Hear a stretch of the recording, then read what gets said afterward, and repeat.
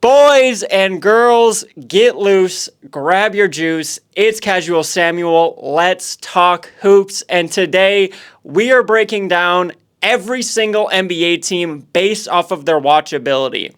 What I consider watchability, pretty much if you're a league pass rat like myself, you are skimming through borderline every team.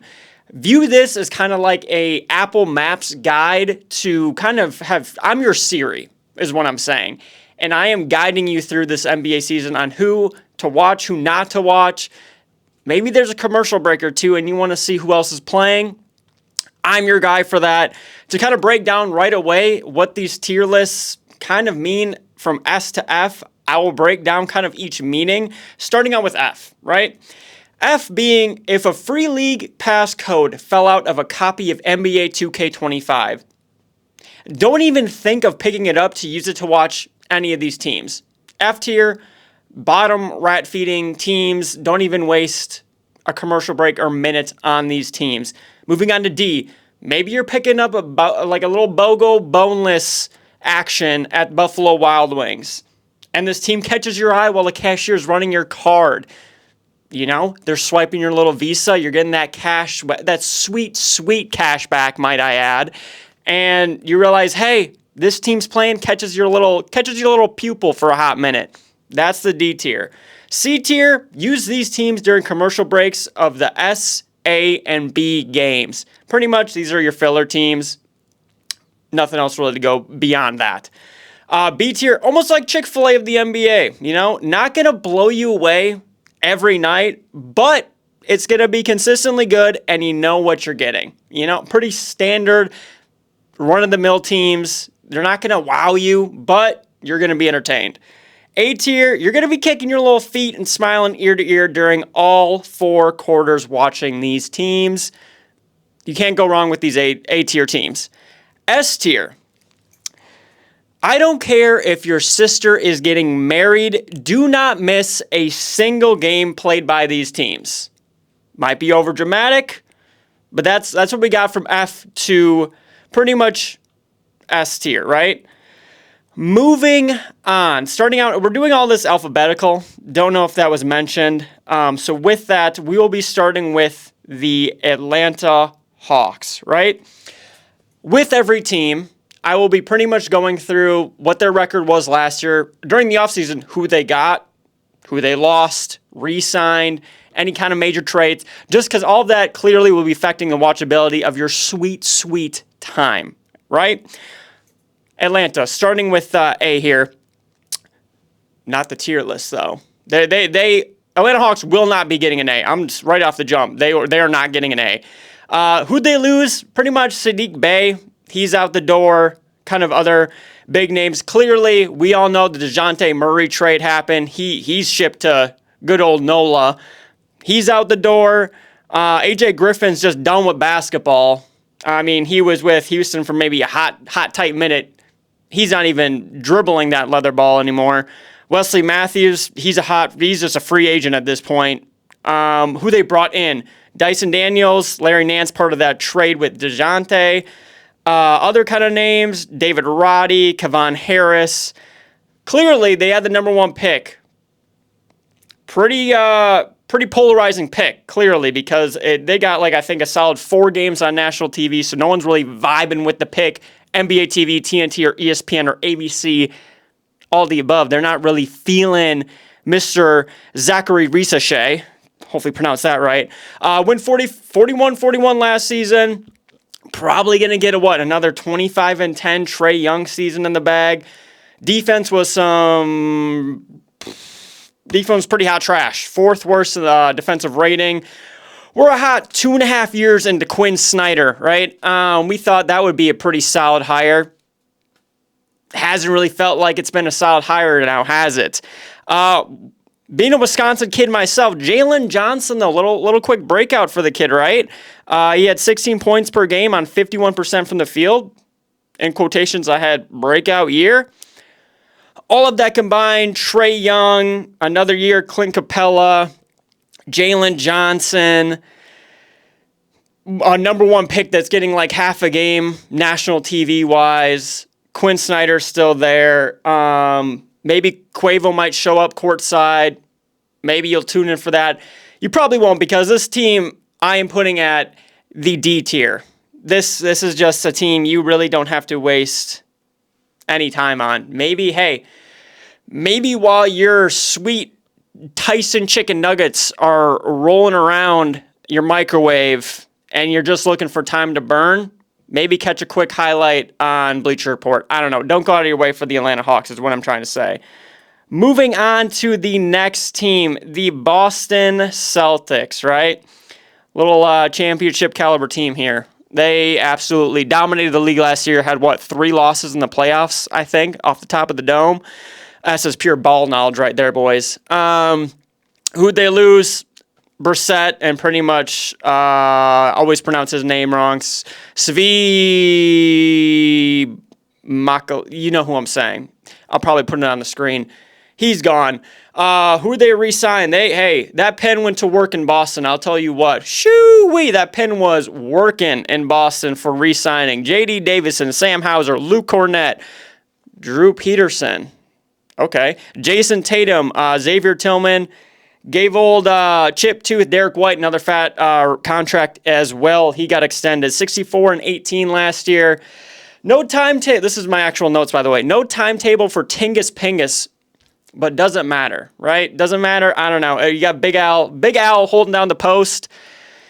I think they'll be fine. They're going to still chuck last year like they had 42 threes a game.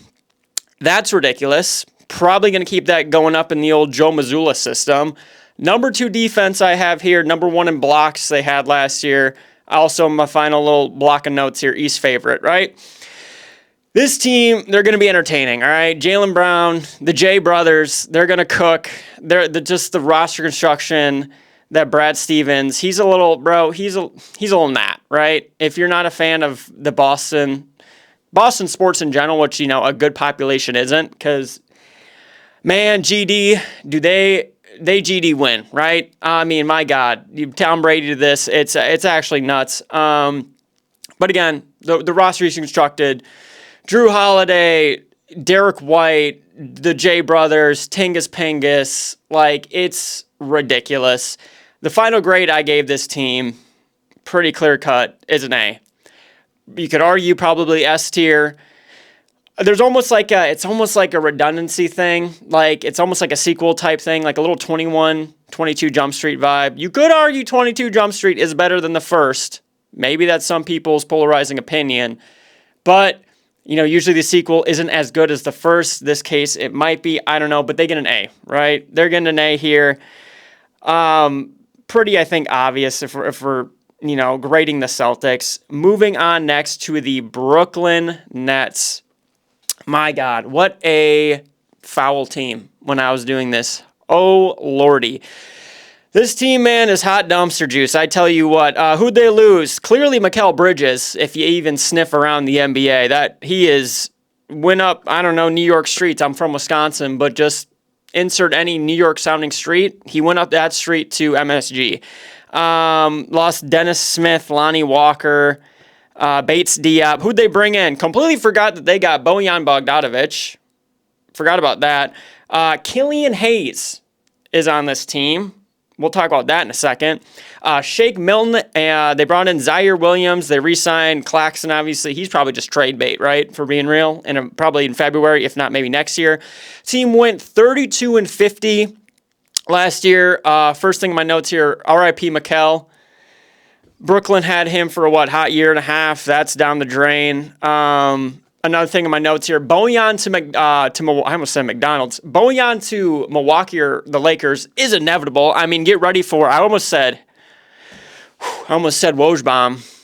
That's in the past, right? Hey, sheesh. Who knows? Maybe probably a Shams drop, right? ESPN's going to throw him the bag.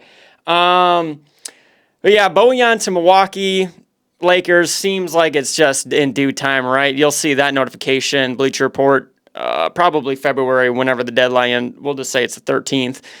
So that's going to go down. Killian and Ben might be the most foul duo in the league. That is bar for bar in my notes. Killian Hayes and Ben Simmons on the same team might be the stinkiest combo in the entire National Basketball Association. And I think I'll just leave it there because even if you slightly know ball, if they share the court at any point this season, the amount of Tums I will have to go through to stomach that is going to be astronomical levels. Last thing in my notes here, tankiest team in the league, question mark? This is, you want to talk about the definition of a team tanking? Look no further than the Brooklyn Nets. I mean, they got some bright spots. Kind of going off the dome, off the notes here. Obviously, Cam Thomas, Claxton, Dennis Schroeder's there. He just pulled up, forgot he was on the team. Dorian Finney-Smith is going to get traded too. He's trade bait, so that's just, just more of a win, not if situation. Final grade I give this team all in all, because that's, even going beyond what we need to talk about the Brooklyn Nets for. They get an F. I'll tell you right now, they are one of the very few Fs on this list. That team is very garbage. Sorry to say if any Brooklyn Nets fans watching this, but you got to know that as well, right? You got to know that as well. A team that I am kind of weirdly high on, not thinking they're going to really make that much of an impact. I mean, if you know the alphabet, you'll know which team I'm talking about next, is the Charlotte Hornets. Who'd they lose this offseason? Well, Amari Bailey's gone, Leaky Black, Bryce McGowan's, JT Thor. Who they brought in? Clippers' very own Moussa Diabate is now in Charlotte.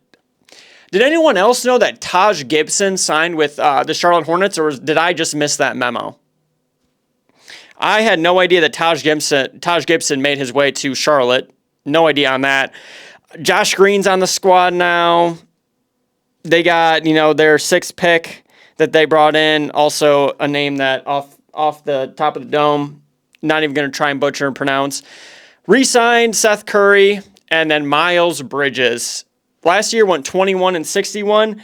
I'm going to need LaMelo Ball to be playing more than 22 games in the National Basketball Association, right? 22 games. Don't even know what he played the year before that off the top of my head, but feels like it's probably in like the 31 range. Also, Mark Williams needs to play more than 19 games. This duo can be lethal, but I just need to see more than just 4 games on the court to see any kind of action. I have faith, I really do, in the new head coach, Charles Lee, and even though I didn't know they brought him in, Taj Gibson will be a great vet for that team. From what I've seen, though, from Charles Lee just on Hornets social media, I think he's going to be a great influence for this young up-and-coming team. And one of those young up-and-coming players is Brandon Miller.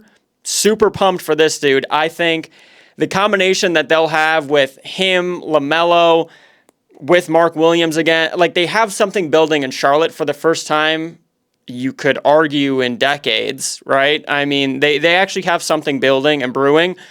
So I'm here for that. I love to see it. I do need to see improvement on that second worst defense, though. My God. I think a lot of that is probably Mark Williams missing 19 games. He played 19 games, missing borderline 63 games he missed. Like, that's probably a big chunk of why they had the second worst defense. Final grade I'm giving Charlotte, though, if it's worth your sweet time, is they get a C. Middle of the line, like I was saying before, nice little commercial break team. I think that's fair for them, to be honest. I really do. I think like you're going to see LaMelo highlights. You're going to see Brandon Miller highlights. Even last year, he was catching bodies. Again, if they stay healthy, it can be a really interesting, fun team to watch. Moving on, though. The Chicago Bulls. My God, what a organization, right? Who'd they lose? Alex Caruso, DeMar DeRozan, Andre Drummond, and Javonte Green are kind of the notables. Obviously, draft-wise, they brought in who they brought in. They got Giddey from OKC, clearly in that Caruso trade. They signed, I didn't even know this, THT on September 4th. They brought in Taylor Horton Tucker out of nowhere, EJ Liddell, Kenny Lofton Jr., and then Jalen Smith. Jalen Smith might be a little under the radar, fun pickup for Bulls fans that, you really didn't see coming. Outside of that, last year, or actually before we get into last year, they re-signed Patrick Williams, which was, I know, pretty controversial in the Bulls community. Bulls community is pretty mixed on how they feel about P. Willie. I'll tell you what, I've sniffed around there a few times. They are real mixed on Patrick. I'll tell you what. Last year, though, went 39-43. In my notes here, finally rebuilding, sort of. It was just reported today that now they're again trying to explore trading Zach LaVine. So we'll see how that goes, how far that goes. They're just a mess, man. It's been talked about, I know, by probably your favorite basketball YouTubers, but my God, you got LaVine, Vooch, Kobe, and Giddey on the team. So what direction is this team? They're soft rebuilding. I mean, they didn't bring back DeMar. They traded Caruso. It's still this weird kind of guard logjam, which is my next point. Kobe, Josh, Zach, Lonzo. Lonzo just got reported that he's pretty much going to be potentially good to go opening night. We'll see. One, we'll see how true that is. Two, I mean, if it is, again, it just reinstates the fact of this logjam is so clogged. But you got to think probably one of those four is getting moved, if not two, because I could see them moving on from Lonzo as well. And then pretty much, can Billy develop the young guys is the last note I have. I don't know from the outside looking in, not being a extreme Bulls fan by any means. But being in the Midwest, you see a lot more highlights than you would if you lived in like Arizona. I just do not see Billy Donovan being their coach for the long term. I don't know as though he can develop the young guys. So with all of that, and based off of, again, your time that is so valuable to watch these teams, if you're a league pass rat, like, again, myself, they get a hot D. They get a D. I don't think they're going to be worth your time majority overall, to be honest. Moving on, though, to the Cleveland Cavaliers. Who did they lose? Damian Jones, Isaiah Mobley. Brothers are broken up. Marcus Morris, he's just Mr. Airline Express traveling across the country at this point. Who'd they bring in? Zaire Smith, JT Thor. They were more so like Boston, where that pen in Cleveland and Boston was... It's all inked out because, man, people were re-signing in Cleveland. Jared Allen, Amani Bates, Donovan Mitchell, Evan Mobley, Pete Nance, Isaac Okoro, and Tristan Thompson made sure to get pen to paper on July 1st. My God. Last year went 48-34. Kenny Atkinson, first thing in my notes here, will have this offense booming. I really do believe that. Kenny, I think, is going to get this offense purring. I really do. I think Kenny, for the past 2 years now, in this little head coach, where he's going to be, this, that, and the other, if he's going to get hired here or there, he's part of that Steve Kerr tree now. I think that is, I wanted him to go to the Cavs so bad because I think their offense should be a lot better than what it was with JB Bickerstaff. I think he's going to have them looking amazing. With that, though, bench still looks like hot cottage cheese. They do. The bench on this team is pretty stinky. You could look maybe into the trade deadline. The final thing I kind of have in my notes here is that the final year of Mobley and the Jared Allen duo. So maybe that gets bumped up to the deadline and you move on maybe from Jared Allen out of the two. Who knows? Probably not if I were to guess, but you should be looking at some bench pieces come deadline because it's just not looking promising for that bench. Last thing in my notes, they remind me of the 2014 Clippers. My God, do they not have a small forward? You could argue Isaac Okoro. Sure. Yeah, maybe. He's kind of like Matt Barnes 2013, 2014. Kind of satisfies the appetite. Overall, though, again, a team that I'm like weirdly high on that I think is fun to watch. I watched them a lot last year. Final grade for them, I gave them a solid B. I don't think you're going to be wasting time watching this team. I really don't. I think they're fun. But moving on next, keep chugging along, is the Dallas Mavericks. Who did they lose in their little free agency quest? Greg Brown III, Alex Fudge, more of the bigger name ones, Derek Jones Jr., Tim Hardaway Jr., and Josh Green. But they brought in Spencer Dinwiddie. They did make moves outside of that, though. Najee Marshall is a good pickup. Clearly, the big kahuna.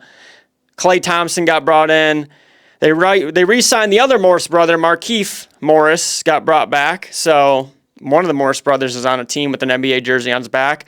Went 50-32. You know the story of the Dallas Mavericks last year. I don't even need to retell it. Clearly, first thing in my notes here, Luka, Kai, Klay, PJ Lively will be gross, and I stand by that. I will shout that from the rooftops. I put my whole back into it. That starting five is going to be nasty. It's going to be highlight city. Luka is going to feast with guys like Kai.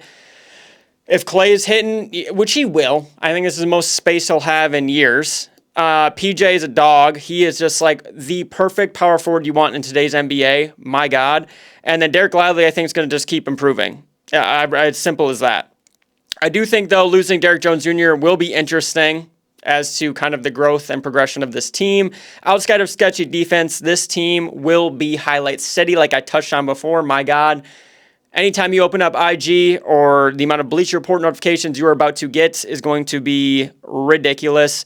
Also, I think if I'm to guess right now, with the whole success of this team, I think Luka snags the first MVP of his career. I think this is the year Luka gets the first MVP. The team success will be there all around. Defensively, though, again, like losing with Derek Jones Jr., it'll be interesting to see how they are. I think you can get by with it in the regular season. Come April, late April, though, that'll be a story for us to find out. Because I think it's pretty hard to make it far in the playoffs without solid defense, but that's not what we're worried about right now. We're worried about what your time is worth watching these NBA teams, and with that, we have our first S on the board, boys and girls. The Dallas Mavericks get the first S on the board for the S tier. My God, are they going to be fun to watch. Do not miss any of their games if you can. Like I said, I don't care if your sister's getting married, watch this game. Who knows? Maybe she might repeat, right? Just like Boston, she might repeat. Maybe this first one doesn't work out for her, so don't miss a Dallas Mavericks game. Next one coming up is the Denver Nuggets. They went 57-25 last year. Who did they lose? KCP, because this front office they're killing it in Denver. Lost KCP, lost Justin Holiday, Reggie Jackson. Who'd they bring in? Russ, Dario Saric. They re-signed DeAndre Jordan. Jamal Murray got $1 billion. So shout out Jamal Murray. Murray got that bag filled, but will he fill up the stat sheet? Pretty dookie juice. Pretty much the definition of dookie juice. Playoffs into playing for Canada, right? It was just straight. He was not shooting like maple syrup. There's not really an analogy there, but you know what I'm saying. Dude's been pretty bumsky, pretty buns. I think losing KCP will have an impact, just like when they lost Bruce Brown, et cetera, et cetera. Michael Malone has a right to be having a bone to pick with this front office because, my God, they are just letting these guys walk. Next on the notes here, can pretty much Brown or Strother pick up the KCP slack? We'll find out. So far, especially with Christian Brown, really hasn't felt like he can. It is pretty decent shoes to fill for a role player type role, but we'll see if he can pick up the pace and match even remotely what KCP was bringing to the table. That was championship level role player defense, hitting shots when it matters, all of that and above. Starter Russ will be interesting because, my God, Jamal Murray will miss some games. I don't know the exact stat off the top of my head, but I feel like the last time he passed like 65, 70 games has been a while. He's getting a little injury prone these past few years. It's okay, though. But so with that, Russ will be starting some games, and those will be the ones I will be tuning in for because, my God, I want to see how Jokic and Michael Malone orchestrate that animal that is Russell Westbrook, coming from a Clippers fan. With all of that, though, still a top 4 team in the West, probably top 5, top 6 team in the entire league. Final grade, I give the Denver Nuggets A. You're going to want to catch a lot of their games. It's going to be, I think, Jokic is also a highlight city-type player, similar to Luka. I know their game gets compared pretty frequently, but he's going to be on Bleacher Report, IG all the time. Don't miss a lot of their games. Moving to a complete end of the spectrum of competitive ability, we are on the Detroit Pistons. They lost kind of a whole lot of nothing here. They lost Taj Gibson. We know where he went. Evan Fournier is balling overseas now. He was just ready to just literally not even play a minute for this organization. Who'd they bring in? Holy, just non-rare golds in this in this list here. Malik Beasley, Tim Hardaway Jr., Tobias Harris. They drafted Ron Holland. That's pretty exciting for them. Re-signed Cade Cunningham to a fat deal. 14 and 68 last year. Holy. Jaden Ivey, I had quotations, prove it year. Not saying it's like end all be all for him, but the way he was balling at Purdue, also the flashes he showed during his rookie year, really went to the wayside sophomore year. So we'll see kind of where he fits in the league, I think, this year. I think year 3 now. We'll see where he fits kind of as a role in the NBA. What I have next might be the second ugliest team in the league. Oh my, you look at this team on paper, man. And you just, again, it's just like you almost need like a conveyor belt of Tums to watch this team. It's pretty gross. Cade and Jalen pick and roll, that might be fun, hey? That might be worth tuning in for. Ron and Asar will be worth checking in for like half a quarter I have here. You know, again, something's cooking. Maybe you're waiting on something to boil. Mac and cheese or something. For I don't know. Check in for like a quick 2 minutes. See the young guys ball out. I will say, though, JB Bickerstaff hiring actually makes legitimately no sense. I try and rack my brain around it, and my God, none of it makes sense. I just feel like he was pretty underwhelming with a very top-heavy Cavs team, let alone, hey, go and develop the young guys, this young struggling team in Detroit. So I gave them, just like the first letter of their name in their city, Detroit, I gave them a hot D because you don't really need to worry about the Detroit Pistons this year unless you are a fan of them because, my God, that's going to be some ugly watchings. Next up, Golden State Warriors. What a weird offseason. My God. Lost Chris Paul, lost Jerome Robinson, lost Dario Saric, lost Klay Thompson, obviously. Who'd they bring in? Slow-mo Kyle Anderson, Buddy Hield, Kevin Knox. Then that went under the radar. Brought in DeAnthony Melton. That's a solid pickup. Re-signed Steph to another $3 billion contract. Would they go last year? 46 and 36. My God. Losing Klay won't be end of the world, right? So I know you've probably already seen the stat comparison between Klay and Buddy Hield last season. You're getting pretty similar guys at these stages of their career. Buddy Hield's a lot cheaper. So you're kind of replacing, in a sense, similar players. There's obviously maybe a little bit less of an aura, right? Hey, lose a little aura with Klay off the court, but sometimes aura doesn't equal stats. Kuminga has to take leap for a team to even sniff the play-in. I mean, that's just a straight-up fact. I mean, I can't be seeing Kuminga shoot 14% from 3. I know he doesn't actually shoot that, but it needs to be more of a developed outside shot, I think, for this team to be making some noise in the play-in even. Not even just playoffs, just the play-in. God forbid Pods has an off sophomore season because Mike Dunleavy Jr., I don't even know if he's a junior, made sure to have him be real untradeable. He is just, don't even hit their line in San Fran if you're trying to get Brandon, right? God forbid dude doesn't even, have a decent season because that's going to be, NBA Twitter's going to eat that up. Big man, big problems. Front court is beyond sus. Holy moly, man. This front court, Kevon Looney, he'll be holding it down. You're going to, I guess, hoping that, Tracy Jackson Davis, that he's cooking too. I mean, their front court is pretty gross and not in a good way. But Steph is still Steph, and national TV schedule proves that. This team has about, I think, 89 of their 82 games on national TV. Does this younger audience, maybe older audience too, I won't even judge, they love their LeBron and Steph Curry on national TV. If they own ABC, ESPN, TNT, we'll even throw NBA TV in the mix. Holy, they are on national TV all the time. Final grade for the Golden State Warriors, though, based off of your time to watch these teams, they get a C.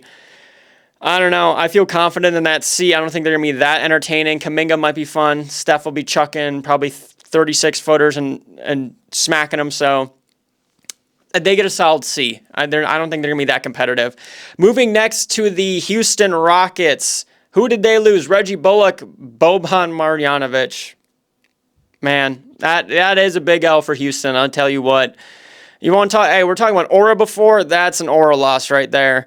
Who they added pretty much no one outside of Reed Shepherd, and he was just lights out in summer league. So hopefully he continues that. Who'd they re-sign? Pretty much no one. That's noteworthy. I mean, Aaron Holiday maybe. They went 500 last year, 41-41. First question off the bat I have for this team right away is Jalen or Alperin, right? Just came out today that they're really trying to buzzer beater a contract extension with Mr. Şengün. So we will see.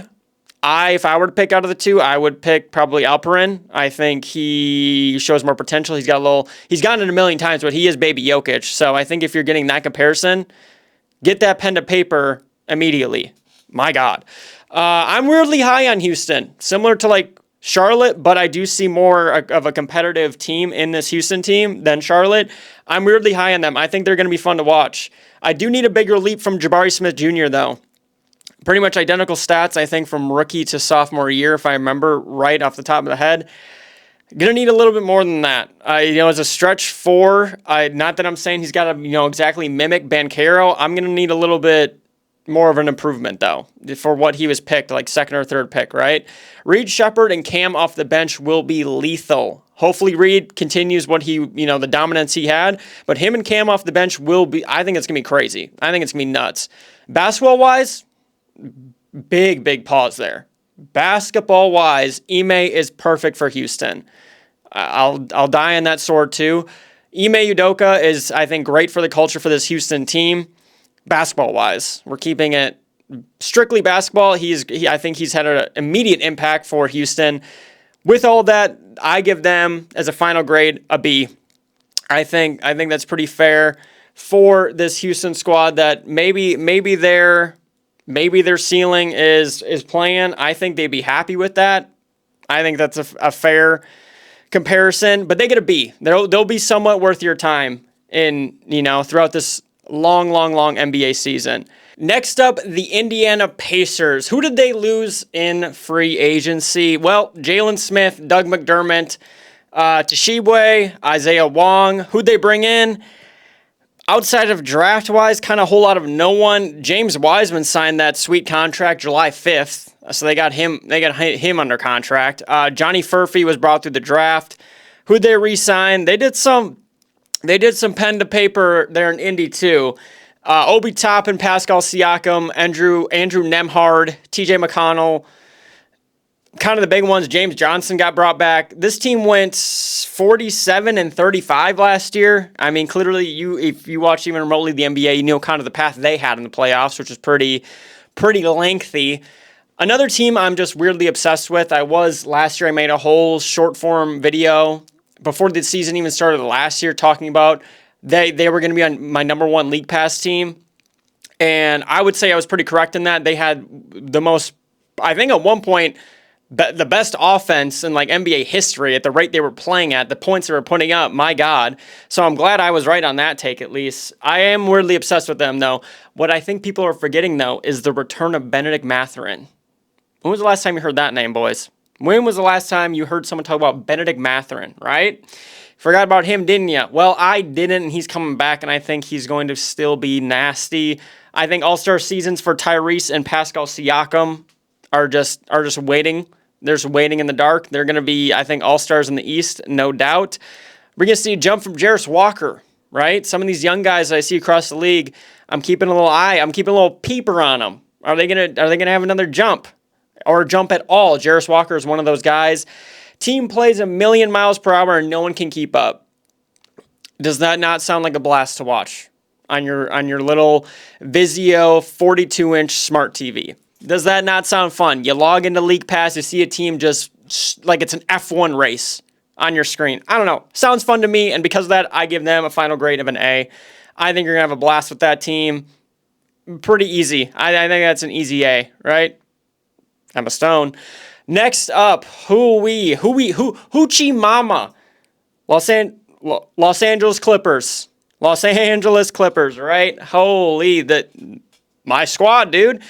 How do I feel about the Los Angeles Clippers going into the season based off of their watchability? Well, who'd they lose? BJ Boston Jr., Brandon Boston Jr., Musa Diabate, Paul George, obviously. If you didn't hear that, where have you been? Mason Plumlee, goodbye. Daniel Tice, goodbye. Russell Westbrook, goodbye. Who did the Clippers bring in? Well, they brought in Mo Bamba, Nicholas Batum, Cam Christie from the draft. They brought in Chris Dunn, very underrated. Derek Jones Jr., very underrated. Kevin Porter Jr., very underrated. Who'd they re-sign? James Harden, Kai Jones, which, my God, as someone who is clearly an avid Clippers fan in the communities left and right, the way the Clipper community is obsessed with Kai Jones blows my mind. And they also re-signed my guy, who I think is the most underrated center in the league, Ivica Zubac. What'd they go last year? 51-31. Clearly right off the top, this entire team and their watchability, also success, tied 1-1, is based off of the health of Kawhi. My God. Already been conflicting reports. One report is they don't even know if he's going to be ready for opening night. Then media day happens on the 30th. Kawhi's like, my plan is literally to play on opening night. He feels fine. He's taking it light throughout the season. Probably how they should be doing it to begin with. Addition by subtraction. I'm sure you saw that quote from Norman Powell. If not, I'll probably throw it up on the screen, but that was a little slight diss. But I kind of felt that way to begin with in the free agency, that you lost one guy, because here's the thing, right? Clippers were in a little bit of a pickle. This is my time to talk about the Clippers for a quick 30 seconds to a minute, right? A little bit of a pickle because they bring back Paul George on the max. My God, did they get dumped on in every NBA Twitter facet form. But they lose him, we get dunked on. It was a lose-lose. So it was a bit of annoying. In my opinion, though, I agree with Norman Powell. It was addition by subtraction. If you like defense, people forget that we brought in Jeff Van Gundy, plus the new guys on the squad, i.e. Derek Jones Jr., Chris Dunn especially. Also, Nico's got a little bit of defense to him. If you like defense, tune into this team because I think they will be a top 5 defense in the league, with or without Kawhi playing more than like 55 games. But offense, on the other hand, will be by committee, and that committee is a little suspect. I tell you what, my God. I don't really know how much Terrence Mann can score off the dribble. Amir Coffey, don't know if he's scoring off the dribble. I do have confidence in Norman Powell scoring off the dribble. You get the point. Offense is going to be a little suspect. But with that, and with the departure of Paul George, are we going to get a little Philly Brooklyn Harden? We might be in store for maybe a little 20-plus point James Harden season again. Hopefully he's healthy. With all of that, though, taking my non-bias out of it, I give them a C. If I am including my bias, though, I mean, I don't miss Clipper games, but if I was injecting bias in this, I'd probably give them a B, but we will leave it as a C for non-bias opinion as the watchability. Next, across the street, because now, hey, we're not sharing Staples / crypto anymore. Los Angeles Lakers, who did they lose? Spencer Dinwiddie. Who? That's a loss, hey? Taurean Prince. Who did they bring in? Literally like no one other than LeBron's son, if you haven't heard of him, Bronny James. And then obviously Dalton Connect. Who'd they re-sign? LeBron, Max Christie. You already know the story with the Lakers. I'm sure you do. They did nothing. Rob Pelinka was snoozing at the wheel this offseason. Hoo-wee. Sneezing at the wheel. 47-35, though, last season. Big man rotation reeks. My God. This big man rotation it's just not it, right? I mean, AD is going to play. He's going to play the 5 most nights, which you know he loves. He said that year in, year out how much he loves playing the 5. Outside of that, I mean, Christian Wood's already out. He's already starting the season just in street clothes. Can LeBron and AD carry over Team USA success? I mean, that duo was pretty nasty in France. But does that translate? Can that translate to same level-ish of talent across the league, night in, night out, 82 games a season? We will find out. My guess is no. AD literally played the most games in a season in his career. It was like 76 or something, 76, 75. And they had the 7th seed. So if I'm a Lakers fan, I'm a little sussed out about that, right? You just got AD for 80% of the season, 85, almost 90% of the season, and you ended up as a 7th seed. That would have a bead of sweat going down my chin. No offseason moves will haunt Rob. Touched on it a little bit just 30 seconds ago. That's going to haunt them, I think. They might be kind of desperate at the deadline, start throwing some Hail Marys, maybe Anthony Simons, who knows. It's going to, by doing that, though, you lose the chemistry. You're starting like already 60, 70% into the season trying to throw new guys in. Usually doesn't work. Team is like a reality TV show. LeBron, Bronny Jr., JJ Redick as the head coach. It's pretty much well known. This team is like, it's like the Secret Lives of Mormon Wives or whatever. You know, it's just pure reality across the board. I think it's even Rob Pelinka gets a little. Rich Paul. I mean, it's like a reality TV show there in crypto. Final grade because of that. Again, similar to the Warriors. My God, they are national TV junkies. B. They're a B on watchability because it's kind of like it's similar to like how moms have The Bachelorette. And they just break open that Pinot Noir. That is, I don't know what the guy version is, but it's the Lakers. That is the Lakers. Moving on next to the Memphis Grizzlies. 27-55 was their record last season. They played about 100 different players in that season. I think they literally broke records for how many times players were out and who they subbed in. They lost kind of a whole lot of no one. Derrick Rose retired. That's probably an RIP for some D Rose fans. Outside of that, I mean, Yuta Watanabe. It was, I think, just a lot of 60 overalls in 2K. Who'd they re-sign? Luke. Who'd they brought in? Obviously, Zach Edey. Outside of that, though, they were kind of, for the most part, quiet this offseason. Whether that's good or not, we'll find out. Team probably most forgotten about. I mean, you go back 2 years ago, and they were like pretty solid, dominating in the West, like top 3 seed, and then just fell off a cliff because of the injuries and everything with Ja and all his off the court stuff. Zach Edey and Ja pick and roll should be fun to watch, though. I think that will be fun to watch. Can Triple J and Smart be enough defensively? Well, just got the report today that he's got a hamstring strain. Him being Triple J, Jaren Jackson Jr. So already starting the season off with injury troubles is not great. It's not great for any of my Memphis fans. That's pretty, I don't know, it's pretty detrimental because the next point I even have here is Jaren Jackson Jr. will have to hit above 35% from 3 to have offense hum alongside Zach Edey. If you're going to have a 7'8" center alongside another big in today's NBA, one of them's got to hit threes, right? One of them's got to. And I was kind of counting on Triple J too, but I don't even know if his sneakers are touching hardwood. Pause. Ja, probably second most electric driving player in the league. Pretty maybe obvious who's number 1. But with all of that, I give them a B because Ja's going to have those highlights. It's going to be fun to tune in live when they do play and you're witnessing those highlights. I think B is fair for them. Next up, though, the Miami Heat. God, we're going to zoom through this team, man. Who'd they lose? Whole lot of borderline no one. DeLon Wright, Caleb Martin, Jamal Cain. Who'd they bring in? Alec Burks. I do like the draft pickup Ware. I think he'll be fun. They re-signed Bam. I love Bam. I've wanted Bam on the Clippers for like 14 years now. They went 46-36. First thing off my notes, might be most boring, slightly competitive team in the league. My God. It also doesn't help. I cannot stand their commentators. There's something about the Miami Heat commentators I can't stand. I really can't. They annoy me so much. Jimmy's Last Dance. Is this the last year we see Jimmy in Miami? I think so. I think this is a wrap on Jimmy and Vice City.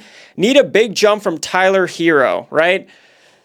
Man, I mean, every year he made sure he got a big jump at the tattoo shop. We saw that tattoo, included that in a few videos because that is quite the tattoo set he pulled up with. Hopefully Ware gets minutes. I think with Spoelstra he will. I mean, Jaime was getting heavy minutes. I think Ware will be at least getting minutes off the bench that are pretty heavy. Bam, Jovic, and Ware will be fun to watch. Outside of that, commentators blow. They just play an interesting style of regular season basketball. I mean, they get wins. I don't know why. Maybe I'm just zero ball knowledge. There's something about Miami Heat I just don't get excited about. Final grade for them is a D, I think. I don't know, man. They just don't do it for me, unfortunately. Moving next, though, to pretty much just up 41, or I don't know highways, but I do live in Wisconsin, but straight up the road to the Milwaukee Bucks, right? Who did they lose? Patrick Beverley, rest in peace, that podcast in Milwaukee. Malik Beasley, Jay Crowder, he's still a free agent. It should be pretty telling that all these guys are free agents, right? That they did not re-sign and they're still just on the market. Tells you a little something about the roster they had. But yeah, Beverly, Crowder, Gallinari, Malik Beasley, Giannis's brother, Thanasis is still a free agent. Who'd they bring in? Taurean Prince. People love that with the comparisons of him going to Milwaukee. Gary Trent Jr. did actually like that signing, though. DeLon Wright also liked that signing. 49 and 33 last year. First thing on the notes here, 52-year-old Brook Lopez anchoring your defense is sus. Don't get me wrong, right? Brook Lopez during that little finals run, he was good. He was dominant. Even actually was the year after I think he had his back stuff, right? We'll talk about what I know for sure. His role in that finals run, even that season, was stellar, right? But now he is 65, AARP, borderline ready to retire. Him anchoring your defense is gross. I'm not a huge fan of that. Also, got reported during media day, Dame and Giannis didn't work out together all offseason. That's a great way to build chemistry, right? I know it's probably getting blown out of proportion. Who knows how many of these times these guys actually work out together, but it was just a weird quote from Giannis. I just feel like I needed to include that for two guys that never really had chemistry. It felt like all of last season to then also say, hey, we didn't even swing the rock to each other at all in June, July, or August. Middleton's still hurt. He can't even do 5-on-5s. That got reported on media day. He's, I think, trying to glam it up that he's fine, but he's not even, sounds like, remotely ready to play basketball in a contact version. If you're a Bucks fan, you should be sweating about that. I mean, that's just mind-blowing to me. When I saw that, I thought he was for sure going to be ready to start the season. I think that's huge. Gary Trent Jr. signing was great, but lack of point guard depth will haunt Milwaukee. DeLon Wright, it was something like maybe 2 assists that he averages. I just don't know how much he's going to be constructing and orchestrating an offense, because God forbid, which he's had some injuries flare up now, 3-4 years going, Dame gets hurt. Their point guard situations can get pretty ugly real fast. So they really need a healthy Dame to start this season. Last thing in my notes here, which maybe might rile some people up, but I think there is a little smoke to this, or at least a little fire to this smoke, is Giannis' last dance. It's the last thing on my notes. I think if OKC, maybe they get like a hair away from making the finals, right? They have 1 million picks. I think OKC could realistically target Giannis, and Giannis might want out.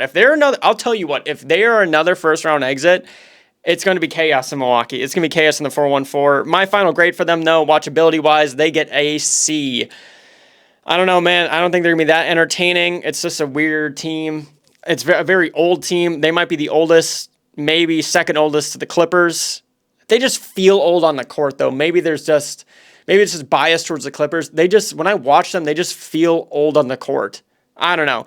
Next up, though, Minnesota Timberwolves. Who did they lose? Kyle Anderson, Wendell Moore Jr., Monte Morris, TJ Warren. Who'd they bring in? Rob Dillingham. Love that. Clearly, they didn't even update this on the website I was using, but obviously brought in, at least as of now, Julius Randle and Dante DiVincenzo. Outside of those, Terrence Shannon Jr., obviously, who they brought in through the draft. They re-signed Luka Garza, went 56 and 26 last season. Anthony Edwards is the most exciting player in the NBA. Nothing else needs to be said there. He is, I think, without a doubt, the most exciting player in the league. 37-year-old Mike Conley, though, running the offense, got me a little worried. Got me sweating a little bit that 37-year-old Mike is calling ISOs back there. After Olympics, no cat, huge, and I mean huge spotlight on Rudy Gobert now. My God. Twitter's going to have a field day with the Frenchman. My God, he is going to be on quite the spotlight the entire season, and he's going to have plays where he gets dunked on, lost in rotation, I feel like, and he's just getting older by the day, but he'll still be decent. Rob and Nas off the bench will be nuts. I think Dillingham and Nas Reed off the bench is going to be so fun. I think it's going to be a little dynamic duo. I'm excited for that. Julius Randle in non-spotlight environment could be huge. I guess there's an asterisk there because there's rumblings he might be moved. Like, he might not even play a game for the Timberwolves. I don't know if I believe that. I think he's going to play with the Timberwolves unless they get some interesting package back, because they do need a 4, right?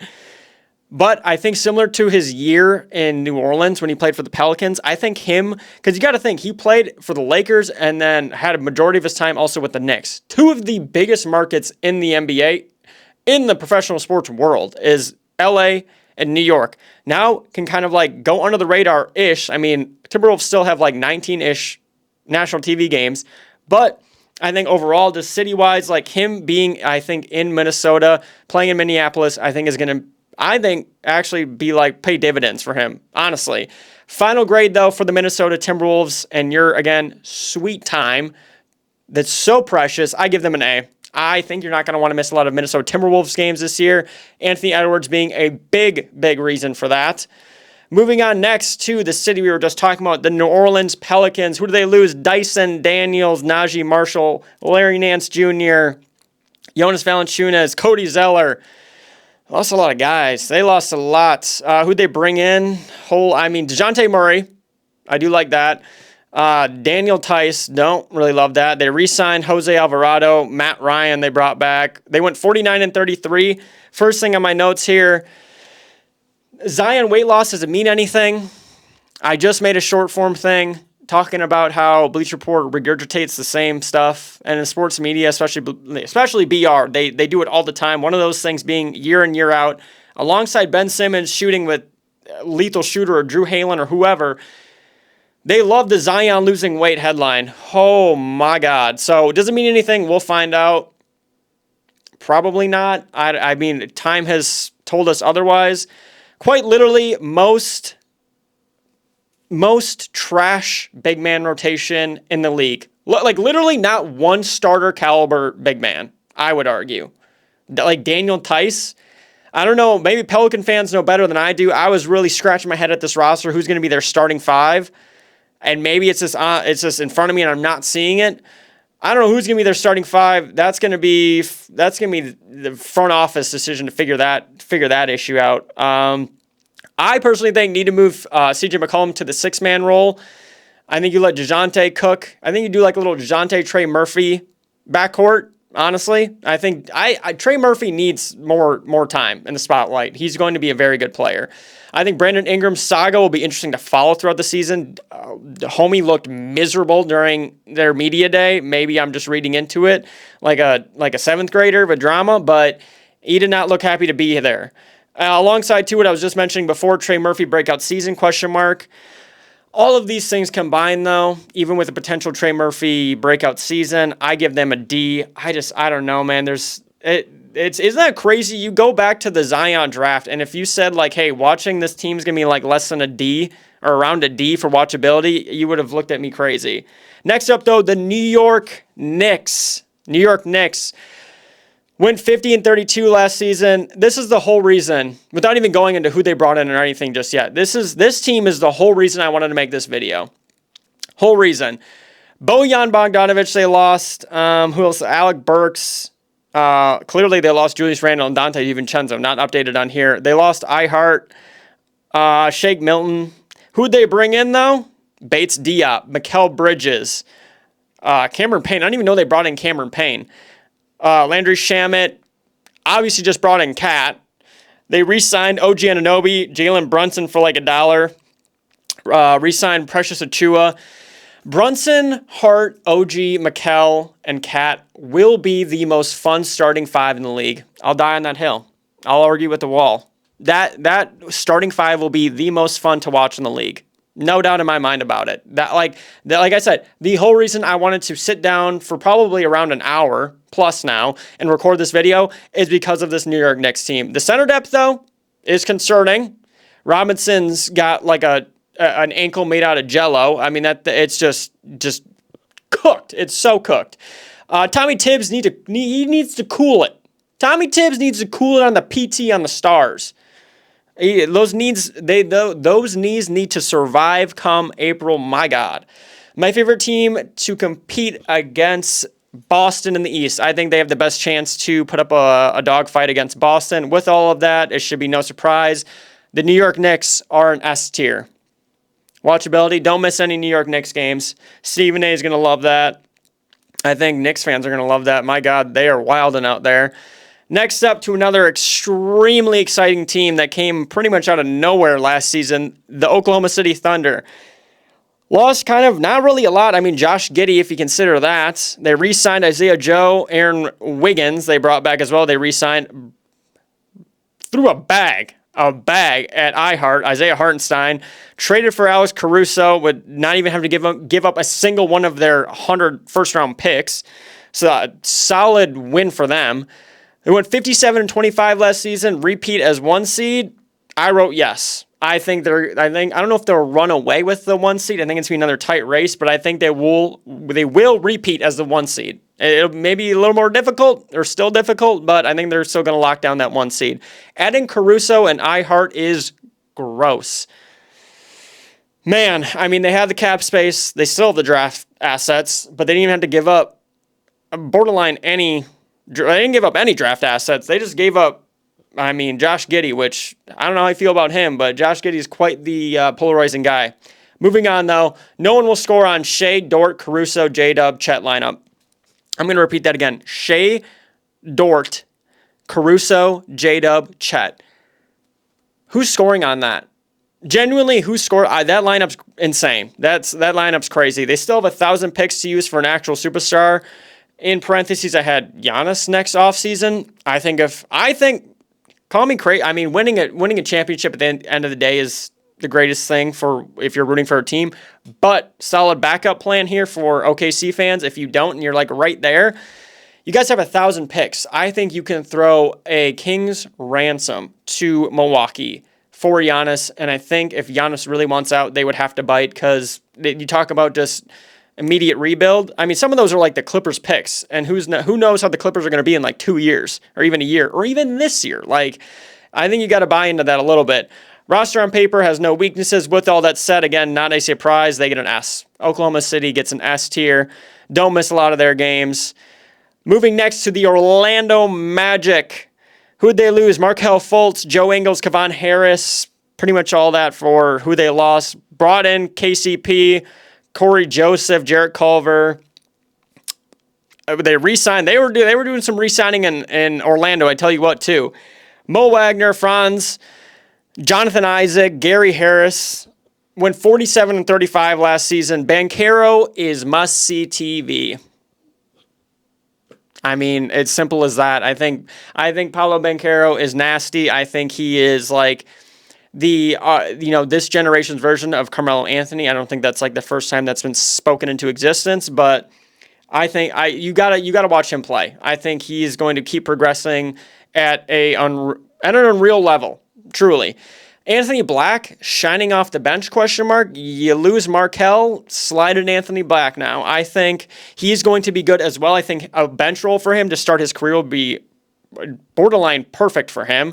Last in threes made is concerning, but if Franz finds that 3-ball again, GG's in the chat. If Franz finds that, I think that would bolster their offense like no other if he finds his 3-ball again. Jalen Suggs, KCP backcourt will be locked down. Don't know if it's like top 3, lockdown level. KCP is a little bit up there in age. Jalen Suggs is really good defensively, though. But if you like backcourt, just lockdown defense, keep an eye on them. I think there's still a disgruntled star away. Anthony Simons, wink, wink, asterisk. But Orlando basketball is finally back, baby. Final grade I give for Orlando is a B. Next up, the 76ers. Probably second to last team I'll really dive into here. Who did they lose? Mo Bamba, Nico, Robert Covington, Tobias Harris, Buddy Hield, DeAnthony Melton, Cameron Payne, Paul Reed Jr. Sheesh. Who did they bring in? Andre Drummond, clearly Paul George. I mean, everyone saw that. Reggie Jackson, Eric Gordon, Caleb Martin. That was under the radar. Re-signed Kelly Oubre Jr., Tyrese Maxey, Joel Embiid. Did a lot in that front office this offseason. 47-35 last year. Big thing is right off jump. is you can already predict it. How many times will Paul George and Joel see someone in a white coat? Right? How, are they going to be constantly just using that NBA sweet health insurance? Or are they going to have generally healthy seasons? We'll find out. Time will tell. I will say, though, I love the way that Kelly Oubre has evolved his game. Kelly Oubre Jr. has evolved his game to be kind of a little scrap junkyard dog. He's making all the little extra effort plays now. Caught that in the postseason. Loved that. Maxey, Martin, PG, Oubre, and Joel represent gritty Philly well, kind of like what I was just touching on.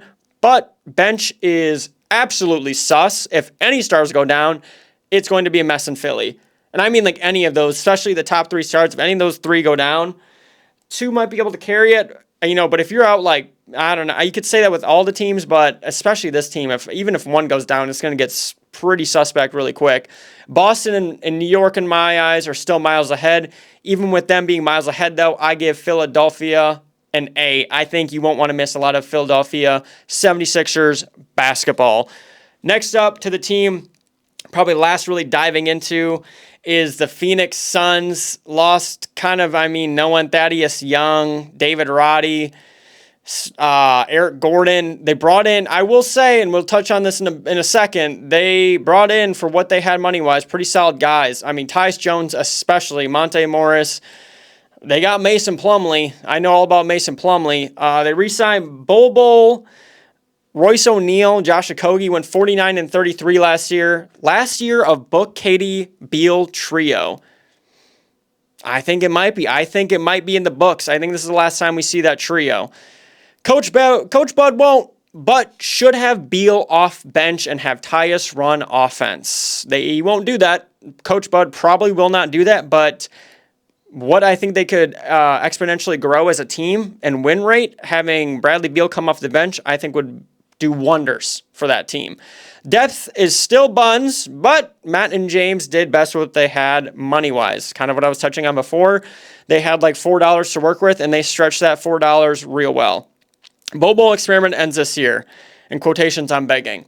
Not that I'm praying for his downfall, but my God, dude, if he makes even the slightest play, does NBA Twitter, Bleacher Report, IG, every social media lose their minds if he just like gets one block, runs down the court, and gets like a lay. Oh, that is played to the stratosphere. My God, the experiment ends this year, I feel like. Scouting department should be watching Jalen Green all year because Houston has their picks and Houston's going to want D-Book and D-Book might want out.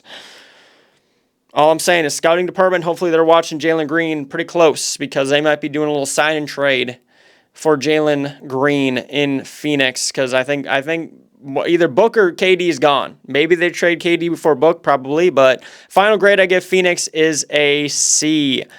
Next on the list is the Portland Trailblazers. Going to zoom through this one, right? They went 21 and 61 last year. Lost and brought in kind of a whole lot of no one other than Donovan Clingan. They did bring in Advia. First thing off the nose, dear God, hopefully we see a jump from Scoot. The year he had last year was a tough watch. I'm not going to lie. Last year was a tough watch. I don't know, even if you're a Scoot fan, just in general basketball fan, it was a tough watch from Scoot. He had moments, and I say that like in the smallest font. I mean, very here and there. The half season of Anthony will be fun for Blazers fans. If you're a Blazer fan, enjoyed like the 43 games you'll get from Anthony because I think he's getting moved at the deadline for sure. Deadline in general will be Christmas Day for you Blazers fans. Jeremy, Ayton, Robert Williams, and Anthony, I think like 2 or 3 of those are getting moved at the deadline, or should be at least. This team needs a harsh reset rebuild. My God. What I will, though, say is no shot Chauncey makes it into 2025 as a head coach still. There's no way. There's genuinely no way he makes it into 2025 as the head coach. There's no way. I don't know who's going to replace him, but Chauncey's not the head coach of that team. But I do have here finally Donovan, Shaden, and Scoot, hopefully, will all be bright spots. Even with them being bright spots, though, we're moving forward because that team's an F. That team is an F. Sorry, Blazers fans, don't waste your time watching that team unless you're a Blazers fan. Go hog wild. If you're not a Blazers fan, Do not watch that team. Next up, Sacramento Kings. Pretty much big kahuna they brought in was DeMar DeRozan. Outside of that, little flakes here and there. They got Malik Monk re-signed. That was actually probably a decent signing, but he did get a bag. They went 46 and 36 last year. Defense for Sacktown it's going to be non-existent. Like, defense is just it's kind of like a participation trophy medal. Like, it's really just going to be here and there. Even more so with DeMar. DeMar brings offense for sure, but will he slow them down? DeMar's like 35, right? Loves that mid-range game. Can he keep up with that fast Sly Fox and Sabonis PNR? They are flying down that court. Next to the notes, Fox and Sabonis pick and roll will be nasty. That still remains a fact. That pick and roll will be crazy. Keegan hopefully takes another big leap. I am pretty high in Keegan Murray. I think he's going to keep growing as a player. I think he's going to be a very good player. I don't know if he'll ever be like superstar potential, but I think he'll be just a player that's a role player that's extremely, extremely good at what he does. And I think his contract will be one of those kind of mid-tier contracts where it's like almost like a 4-year, like $90 million contract. He'll still get a bag, but it's not going to be max money. With that, I think overall watching this team, they get a C for what'll be worth your time. Next up, I'll spend a little time on this team, San Antonio Spurs. 26 and 60 last season. More so kind of brought in guys through the draft, being Stephon Castle. Also got, though, Chris Paul. Also got Harrison Barnes. Pretty big pickups for them. They didn't really lose a lot. I'm looking at here. Maybe Jetty, other than Jetty Osman. They didn't really, Devontae Graham maybe, but I don't even think you consider him a big loss. Might be Sohan's last year. I think Jeremy Sohan, I think this is last year as San Antonio Spur. I don't really know if he fits the timeline. I think that experiment in San Antonio is coming to an end. Maybe I'm wrong. Maybe I just didn't watch a lot of San Antonio basketball, but especially they corrected it. But when he was running PG, that was a mess. Maybe he got better when he wasn't playing so out of position. I don't know. Stephon Castle, though, needs to be Chris Paul's shadow. Like, he needs to, not like it's where he's got to pick up his Chick-fil-A order, stuff like that. Like, he does not like that, but when it's in the gym, he needs to, even outside of the gym for certain things, like film and stuff, he needs to mimic a lot of what CP does. I think that is the perfect mentor for Stephon. I think Keldon proves this year he belongs in the Wemby timeline. I think he has a good year this year and proves that they shouldn't move on from him. This team is still like 2 years out from contention, I feel like. Even playoff contention. I think they're still a year or two out from even just making the playoffs.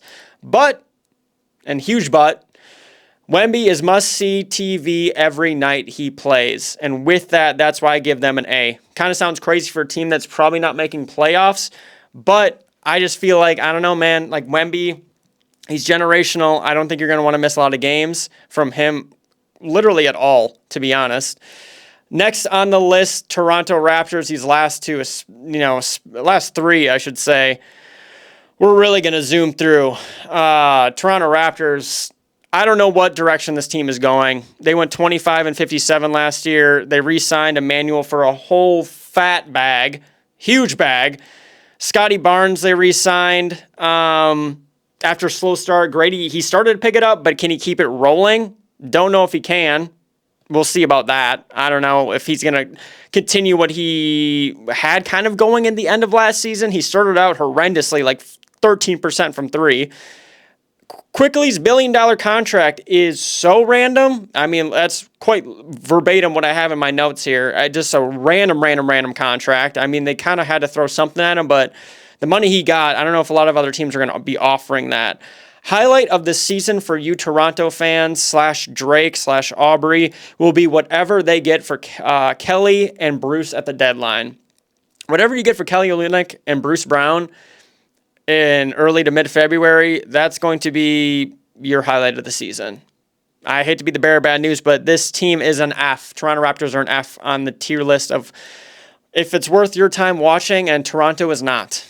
Unfortunately, sorry, Aubrey. Next up is the Utah Jazz. They pretty active. Lost Chris Dunn, lost THT, lost Kenny Lofton, brought in, veteran-wise, not really a lot. I feel like Patty Mills, he's on the list, okay. Re-signed, obviously Lowry, that was kind of not expected. 31-51 last season. I have in my notes here, bag, greater sign, wins for Mr. Lauri Markkanen. He got that bag, but he will not be getting any sort of W's in the win column. I'll tell you what, this team is weird. Danny Ainge is stocking those first-round picks. Good for him, but this is not a competitive team, especially in the West. Collins, Sexton, and Clarkson should net some picks for the pick fiend and Danny Ainge, though. Good for him. Keontae Hendricks and Cody will be worth watching for Jazz fans. I think it will be. I think Keontae Hendricks and Cody will be worth watching for if you are a Utah Jazz fan. I think that'll be exciting for you, maybe outside of the league if you're just like obsessed with the NBA. Myself, yeah, I'll be somewhat tuning into them. Team will be buns in a loaded Western Conference, though. That's literally the final note I have, and with that, I give them a D. I mean, I'll be checking in, like I said, for those said 3 players. Outside of that, though, they reek. And finally, the Washington Wizards. Who'd they lose? Whole lot of no one. I mean, Shamet, Advia, who'd they bring in? Whole lot of nothing. Sadiq Bey, Leaky Black, Malcolm Brogdon. That still makes no sense to me. Don't get that still. Draft-wise, though, they got George, they got Bub. Obviously, Alex Sarr, we'll get into that in a second. 15-67, though, for this team last season. First thing in the notes here, Valanciunas might be the most obvious. Sign this guy to trade him at the deadline move in the past, decade. When they signed him on, what's it say here? Or do they sign and trade it on July 6th? They made that sign and trade fully knowing that this man will be moved in February. I hope Jonas is getting a very good price for his apartment. I hope to God he didn't buy a house because he will be in a new city come late February. Bub, Coulibaly, and George will be Washington's fans' reason to watch this year. And that's just even Washington fans to tune in. It's those 3. Those are the reasons to tune in. Not even just NBA fans. Those 3 players will be why you should watch next year. Kuzma and or Jordan should haul in at least something for Wizards fans to smile about. What that is, I'm not 100% sure what that brings in for them. I mean, I don't know what you're really getting for those guys, to be honest. I mean, probably a couple first-ish for Kuzma, maybe. Final grade I give for this team, though, is an F. That's pretty obvious, right? I mean, I don't know who is tuning into Washington Wizards basketball. I don't know what market that is. I don't know who's tuning into Wizards basketball. With that, though, that is all 30 teams ranked from watchability, S to F. Do you agree? Leave some down in the comments who you're watching as who your favorite team is. As who are you considering your S-tier teams? Do you agree with my S-tier teams? Do you agree with my F-tier teams? Outside of that, though, that's going to do it for today's video. If you're not subscribed, dude, I got a degree in casual takes. You're going to want to subscribe and hit that like button. But that's officially it for me today. I will see y'all in the next one.